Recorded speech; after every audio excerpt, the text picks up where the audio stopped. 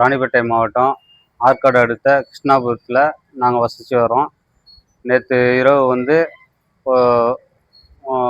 எங்கள் வீட்டு பக்கத்தில் இருக்கிறவங்க அம்மா பையனுக்கு சண்டை. அது வந்து அந்த பையன் வந்து அவங்க அம்மாவை அடித்து தெத்தின்னு வந்தான். அவங்க எங்கள் வீட்டாண்ட வந்து ஒதுங்கினாங்க.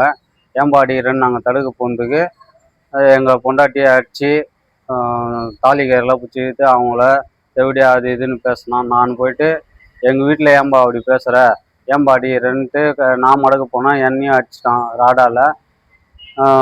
என்னை அடிக்கும்போது என் தம்பி வந்தான் தடுக்க. அவனையும் ராடால் அடித்து அவனுக்கு 17 தையல் போட்டிருக்கு.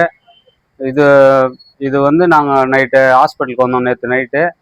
இதை வந்து பிரபாகரன் எஸ்ஐ சார் வந்து வாக்குமூலம் வாங்கிட்டு போனார்.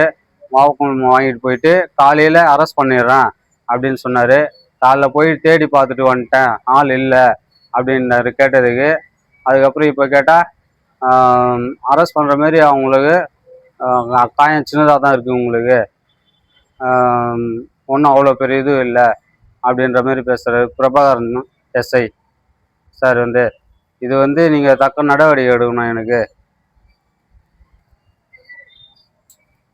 ராணிப்பேட்டை மாவட்டம் ஆற்காடு அடுத்த கிருஷ்ணவரம் கிராமத்து கோட்ரஸ் தெருவில் வசிக்கிறோம் சார். நாங்கள் அவங்க அம்மாவை வந்து என் பேர் ஜானகி. அவங்க அம்மாவை வந்து அந்த பையன் ராடால் அடிக்கும் போது அந்த அம்மா வந்து எங்ககிட்ட ஒதுக்குப்புறமா எங்கள் வீட்டுக்காக ஒதுங்கினாங்க.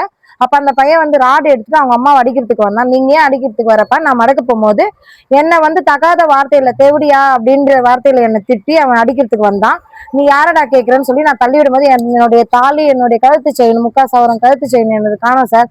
அது வந்து எங்க மச்சனை அடிக்க வந்தாங்க.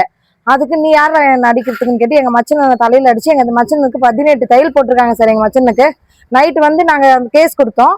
கேஸ் கொடுத்து பிரபாகரன் சார் வந்து என்ன சொன்னாரு, நாங்க கேஸ் எடுக்கிறோம், காலையிலக்குள்ள நான் அவனை அரெஸ்ட் பண்ணி நான் உங்களை கூப்பிடுறேன்னு சொன்னாரு.